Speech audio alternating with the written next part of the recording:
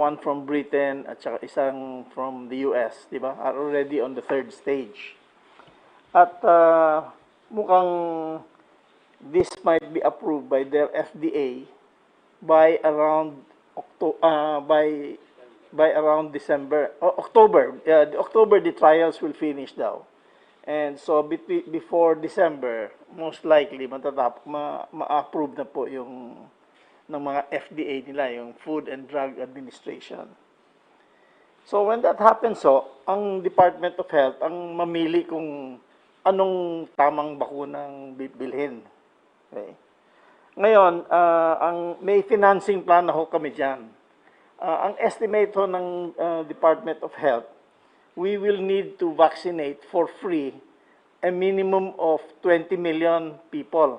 Di ba? So I don't know if it's one vaccine or two shots. Two shots though. So we need 40 million vaccines. Doses. 40 million doses. Ang 40 million doses times roughly $10 per dose, di ba? Is $400 million or roughly 20 billion pesos. Ang plano ho namin is we will use yung Philippine International Trading Corporation na under sa DTI bumili nitong bakuna. The ones chosen by the Department of Health. Tapos ite-turn over ho ito sa Department of Health para magamit nila sa mga poorest of the poor muna.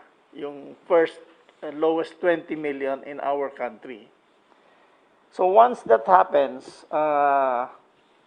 the Department of Health now will put in their budget to pay this $400 million or roughly 20 billion pesos. And we can pay that over maybe 2 or 3 years.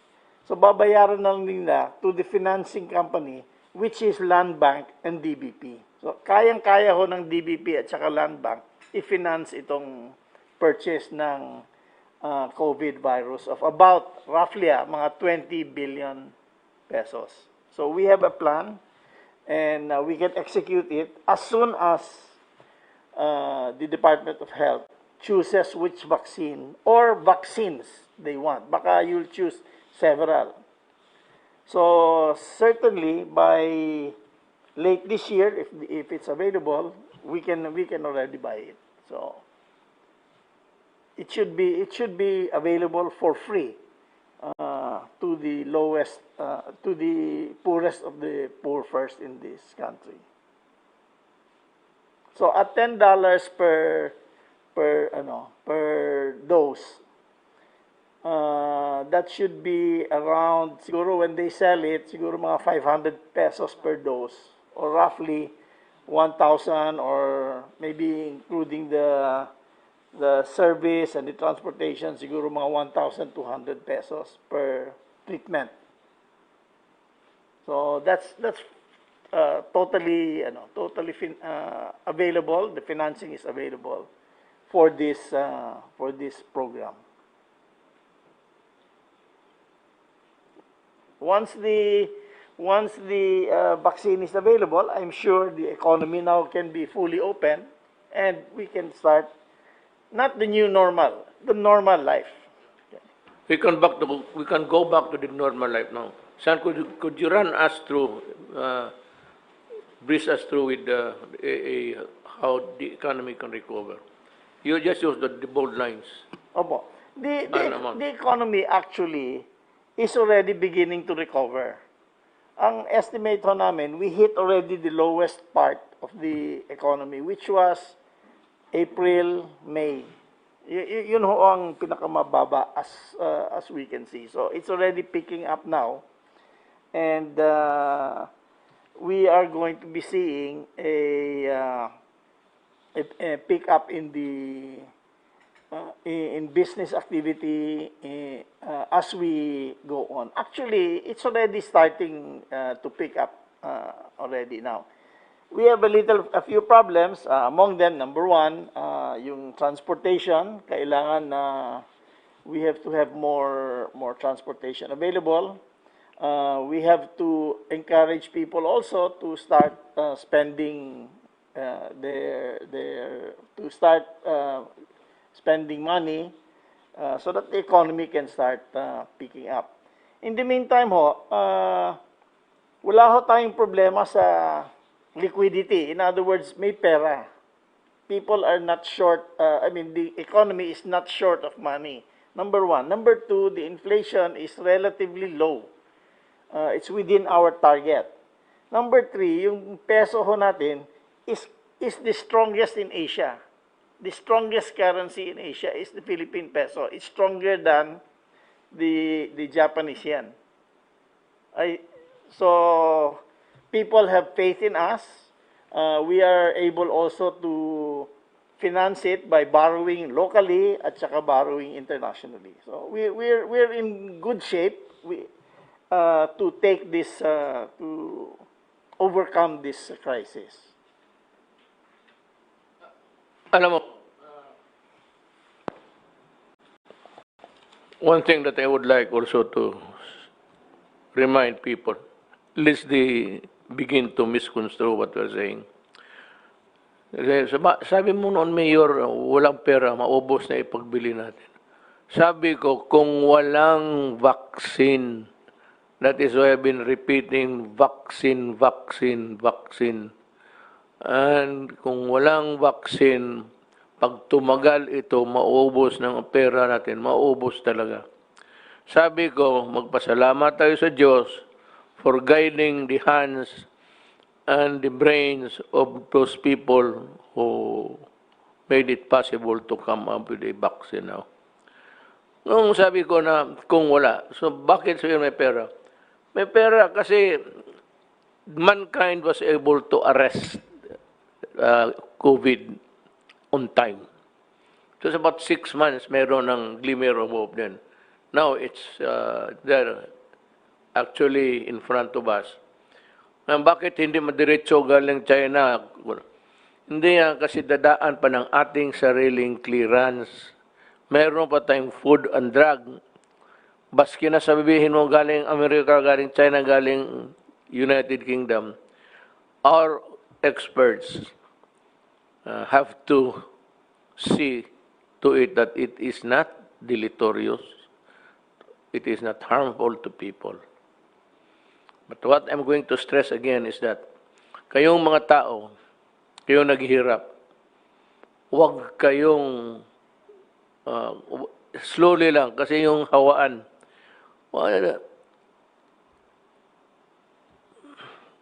Ito lang. Kasi kailangan, alam ko kailangan nyo magtrabaho. Yung ano lang kayo, pwede ba tayo magbili nito? Can we buy? Tapos, kunin ninyo sa military camp. Magbili ako, bigay ko sa military, kay Secretary Lorenzana. Punta kayo sa kampo, pangalan ninyo, address. Yan lang kailangan ko. Kailangan address. Tapos non-user of drugs. Kasi user ka, sabihin ko, sorry, wala kang bakuna, mamatay ka ng pakialam ko sa buhay mo. Galit ako sa inyo eh. Yun. Ang recover natin is normal na because I said we were able to arrest. Not us, but mankind or the Chinese, Americans were able to catch up with the COVID. So, napaiksi yung ating fears at ang ating lahat na pagdudusa. So, we are not going back to a new normal. It's going to be normal again unless this mikrobo na ito, bleaching ito, mag-mutate. Kasi yan, minsan nag-mutate eh. Ngayon, isang sungay lang, tinabukasan, may 5 sungay. Puta, another bakuna yan. Sigurado. But this time, I'm sure they're as near as they could ever be sa natabihan na nila yung germs eh. So gusto ko pang magsalita, gusto ko magdaldal, pero gusto ko lang magyabang. Nandito uli yung basahin ko lang ha. For the rest of the Philippines, minus ha, yung minus to, for the rest of the Philippines, minus NCR, kasi maraming hawaan, maglabas-labasan kayo, hindi wala ng katapusan itong hawaan. But anyway, it's the vaccine. NCR, Bulacan, Batangas, Cavite, Laguna, Rizal, Cebu, Lapu-Lapu City, Mandawi, at Zamboanga City. Naka sa general community quarantine kayo. Para ma-shorten yung purgatorio ninyo. Kasi kung maghawaan na naman ito, walang katapusan. Then, ang problema nito, sabihin mo, ano ba ito puntang inang Duterte na ito? Akala ko pa may vaccine. Nandyan na nga. Kaya lang dadaan pa ito sa mga proseso, lalo na sa atin. May batas eh. They have to be approved by the FDA, Food and Drug Administration. Ngayon, kailan? Well, as soon as possible. Pagka sabi na, parang ministerial na yan, madali na yan, tingin na lang. Ngayon, yung may baka sa production, minsan may mga, anong tawag nitong yawa na ito? Itong lagyan sa medisina. The siren would be the, what do you call this, sir? Yung bayan. Yung mga bayan ng walang laman, i-reserve yan sa mga drug addict. Hangin yan, putang ina kayo. The rest of the Philippines, modified general community quarantine. Itong mga sinabi ko mga Philippines, tiis-tiis muna kayo. Yun lang. Not Philippines, okay na. Ito, modified general community. Kunting ingat lang, wag do not mix together and observe itong distancing, the distance rule. Yan lang hihingi ko sa inyo. Pero huwag kayong matakot. Hindi ako nagyayabang. May bright tayo na finance secretary. May military ako na maasahan ko. Ang hindi ko maasahan yung nagbibili tapos nagbabalato pa. Sabi ko na nga noon eh. Alam nila, before na sinabi ko na ito sigurado. Same story. Hindi bigyan yung kalaban, hindi bigyan kilala, suluhin ng lahat. So sabi ko ito ngayon, military. Nearest camp, nearest police station, may mga nurses yan. And volunteers, I am asking, yung mga nurse na walang trabaho, total, bakuna na ito, hindi naman ito may COVID. Basta mag-mask lang kayo. And of course, gloves. And ito, tignan mo itong binigay na. Tignan mo ha, pag ginanong ko, alcohol. Yan. Kaya ako, kanina pa ako, sige, naglalaro ako, nag-enjoy ako na parang sprout eh. Yung nanonood sa atin, alam nila, kanina pa ako, gano'n. Pero, hindi, sabi na ito si Duterte, loko-loko. Gago. Kung loko-loko ako, ikaw na sana ang na-presidente, hindi ako. Totoo yung sinabi ko, alcohol. Pag walang alcohol available, hindi ka naman pwede, lalo na mahirap. Magpunta ka lang dyan sa gasoline station niya pagkatapos magpatulo ng, that's disinfectant, alcohol, oh, gas. Yung ginagamit yung gas mga ano, magpatulo ka lang mo, just to disinfect. Ang akala naman itong mga buang na nagsabi sa akin, to Duterte, para sa inyo ang hindi nakakaintindi, sa totoo lang, hindi ako nagbibiro. Totohanan yun. Akala ninyo nagbibiro lang ako. Pero sa totoo, hindi rin ako nagbibiro. Kayong mga you try to go inside my brain. Yung kung walang iba, ano ang gawin niya? Na, pati side view pala itong buang na ito. Ano, anything that would kill the germs actually. Pero kanina pa ako.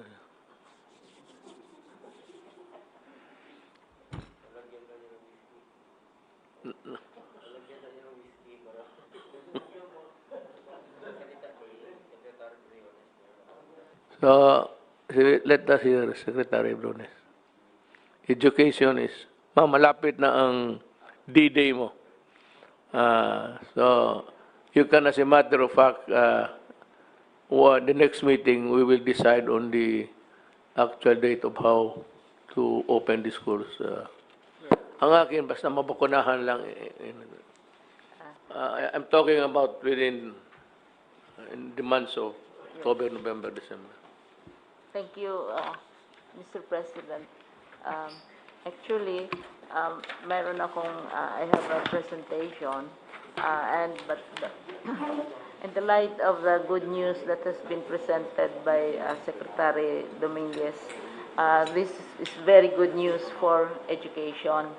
Kasi, alam mo, Secretary Sani, ang impact sa downturn ng economy is largely because of the sa education. So we thank you for your statements during the SONA, emphasizing the blended approach, and I'd like to report, Mr. President, that as of July 30, 22.3 million learners na ang nag-enroll, on the assumption that classes will start on August 24. Pero blended learning ito, Mr. President, walang face-to-face. At ang kagandahan sa news ni Secretary Dominguez, mag-i-increase ang enrollment sa private sector dahil right now, 31% ang medyo maliit na enrollment sa private sector ay galing sa private sector. Ang public sector, 92% na. So in spite of all the fears, COVID and the economy, enrollment is still going on. Ang assumption nila ay August 24 kasi nag-enroll yung mga bata at parents August 24. At saka na-achieve na namin ang target enrollment na nagiging goal natin. Now, sinabi natin na may conditions na sa limited face-to-face. This will be on tama-tama, Mr. President, sa announcement ninyo at saka sa announcement ni Secretary Dominguez kasi ang schedule natin for face-to-face learning will be in 2021. Pero very strict ang health standards na dinidemand natin. So, dito, Mr. President, in the meantime, kung mag-start tayo ng August 24, ay kayang-kaya natin mag-start on August 24 sa blended learning na approach natin. Kasi ilang buwan na, nag-aano na tayo, nagda-dry run na, nagsa-simulation na sa lahat ng mga districts using the different approaches. Halimbawa, Mr. President, 345 na districts, regions ang nag-dry run. Pre-practice na namin ito. On August 10, i-launch natin ang opening ng school year, pero praktisado na ito kasi dry run namin anong itsura kung radio, anong itsura kung TV, anong mangyari kung online o platform, anong mangyari kung modular. So I will take the last 4 minutes of your time, Mr. President. Papakita ko sa inyo dahil you were very attracted to the idea of radio-based teaching and learning. So mayroon kaming dito. Can I show the video? The 4-minute video. Oo. Sinubukan namin ito sa isang IP community. Talagang from beginning to end. Marami na all over the country, lahat na regions pinapractice na so that by August 24, handang-handa na talaga tayo sa isang IP community in Mindanao. O sa isang baryo. I really am proud to have you in the cabinet. Anyway, basahin, that's what I do. Kung man trabaho sa araw, I read all of this. Sige na lang, we will dispense with the rest of the, Yes. Okay lang. Itong no special, basahin mo yung kondisyon? Opo, yung Sige. conditionalities po para lang po sa Metro Manila at saka sa Region 4A.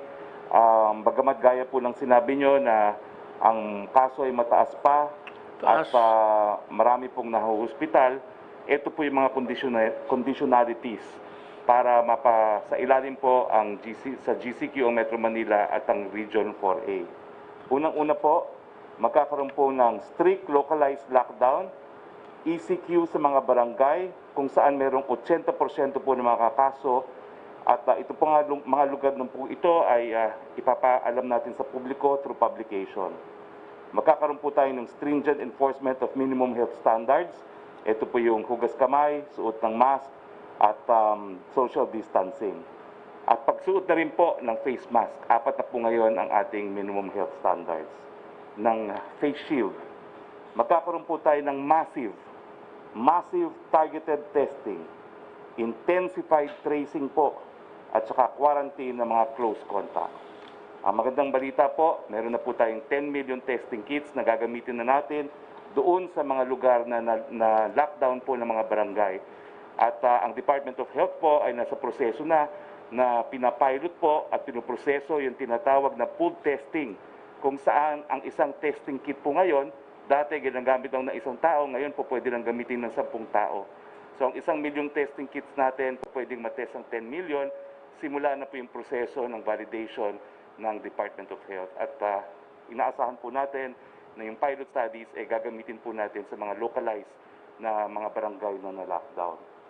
Kinakailangan po lahat mong nakita natin mga positibong kaso ay i-isolate po natin at magkakaroon po tayo ng mahigpit na pagsunod dun sa implementasyon ng tinatawag nating Oplan Kalinga, kung saan yung mga positibo po na walang sariling kwarto at walang sariling banyo sa kanilang mga bahay ay dapat magpunta po sa mga isolation centers ng national o di naman kaya ng local governments.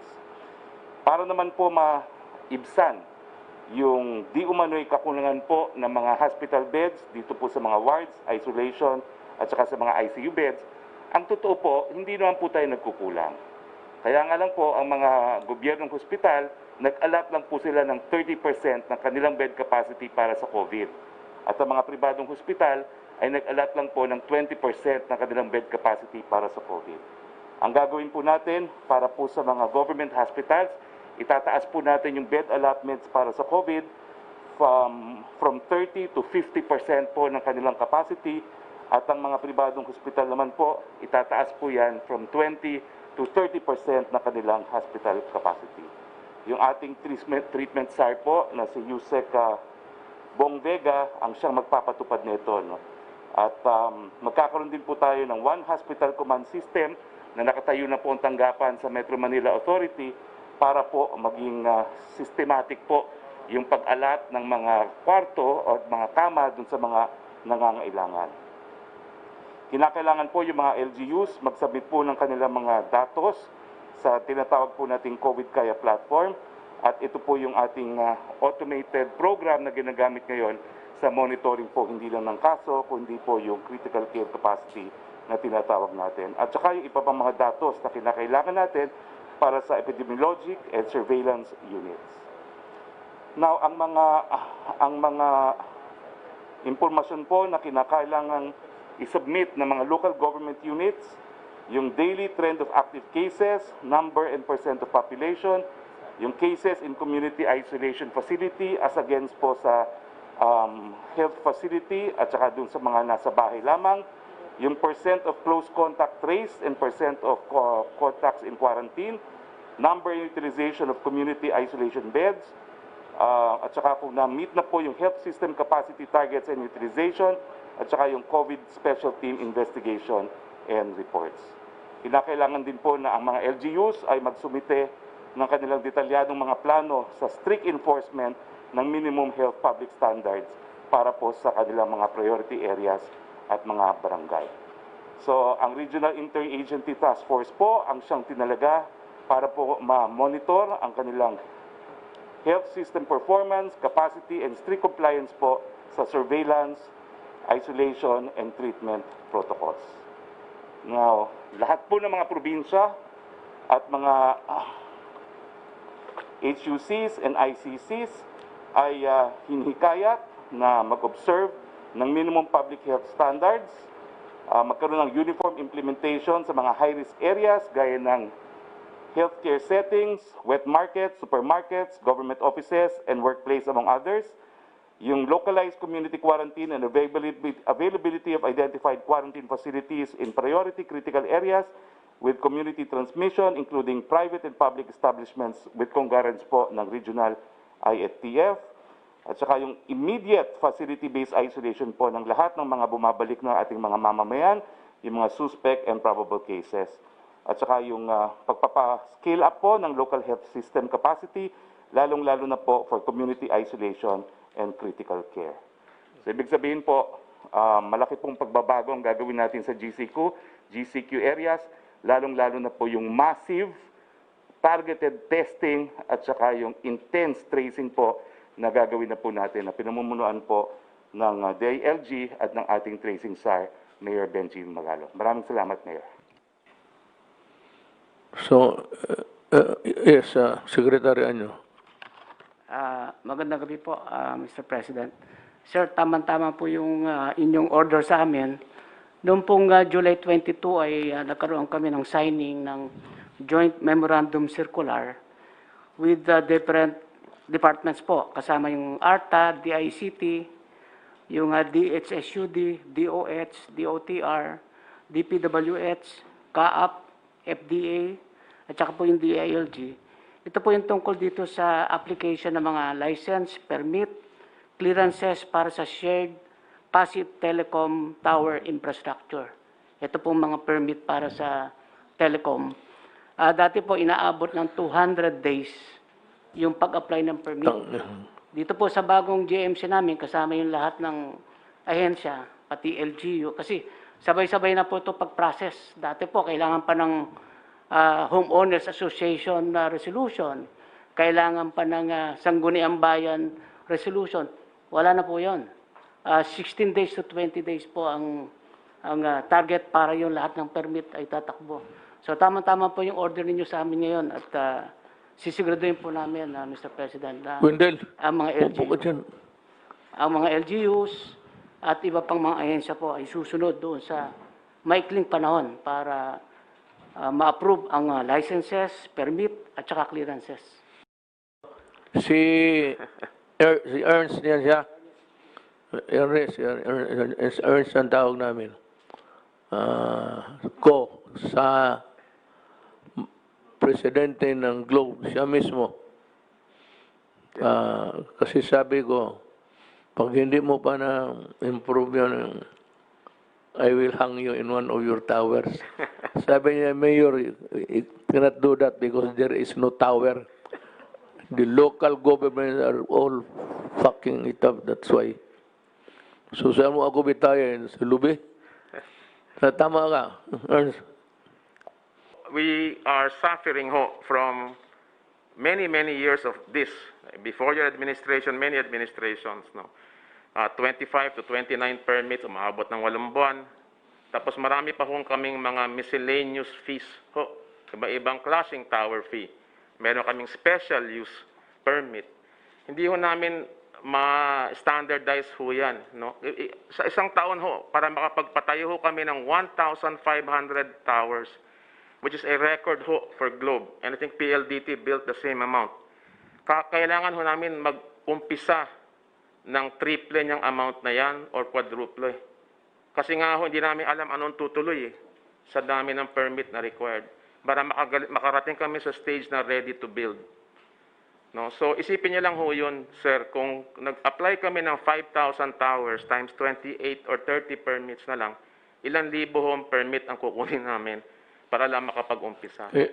It's really corruption. Alam mo, you can ask Bong, and the business can ask Sunny Dominguez, kay the generals, kaya sekretarya nyo, isumbong na lang ninyo diretso. At ang order ko sa cabinet ngayon is to really take yung pinakamabigat, the most drastic measure that you can find para magkaintindihan na tayo. This is my last mile. I make no apologies about it, anong nagawa ko o anong mali ko. Basta ako magtrabaho lang. We will wind up, before I forget. Itong mga nursing ng police, lahat ng barangay health workers, pati yung mga doktor, in their district health office, this should be there. But yung overall umbrella to supervise must be the Armed Forces of the Philippines. This will remove partisan favoritism. This will remove petty corruption. So kung may isang, anyway, however you do it, I don't care. I just want a unified monitoring, pati supervising authority. And that is the military. Kaya idagdag ninyo ho ito, binibigyan ko ng pagdating ng panahon, in the fullness of God's time, if you get to hold the vaccine, as I have said before, I've said a mouthful against yung sino ang magdala kasi I was really afraid. Kaya na meron kayo ng task force. Pero ganun pa man, marami yung palusot na nagpapabili, na humihingi. Ang diwas baka maghingi pa ng bayad. Mapatay talaga kita. Ito, totoo, puntahan kita doon. Baka akala mo, bababa ako dito, puntahan kita. So,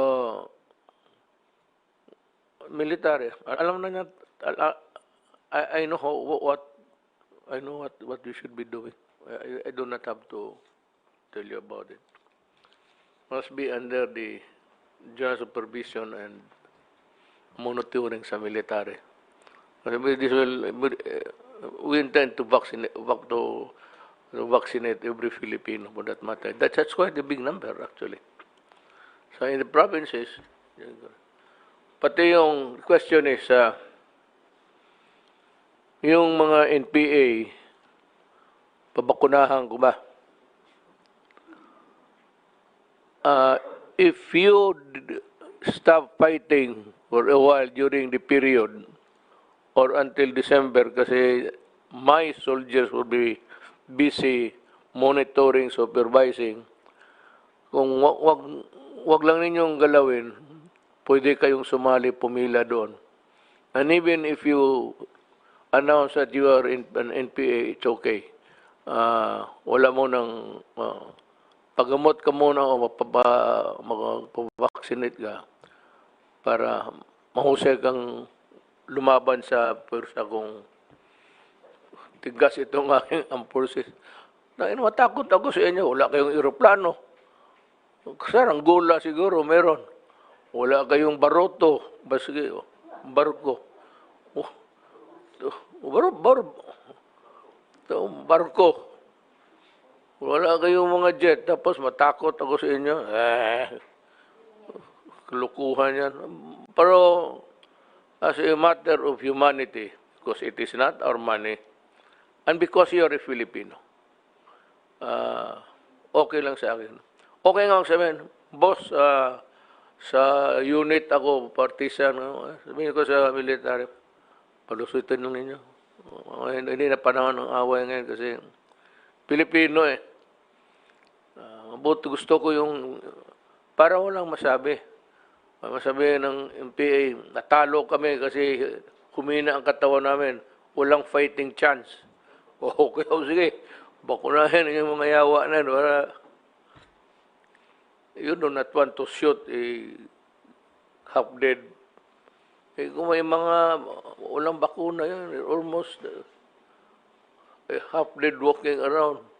So mahiya ang sundalo kung magbaril. Make them strong.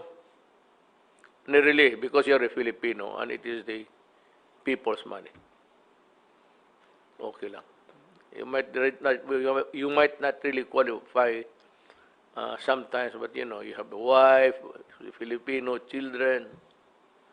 So let's put one thing at a time. Hindi natin pagsabayan yung hatred, you know. Huwag lang ninyo galawin ang military. Huwag ninyong galawin ang sundalo ko. Wala kayong maano sa akin. Pag hindi, pahirapan tayo. Kayo sasihin ng mga tao, hindi sila bakuna. Tsaka kung ma-identify kayo, huwag ninyong galawin sundalo ko. Pahayaan ninyo magtrabaho, mga nurse, gobyerno. Post-COVID na tayo, mag-away uli. Something like... Hindi ito unilateral ceasefire. I'm just telling you, stop it. Just stop it. And allow the normal process of helping the country. Go ahead. Okay? Thank you.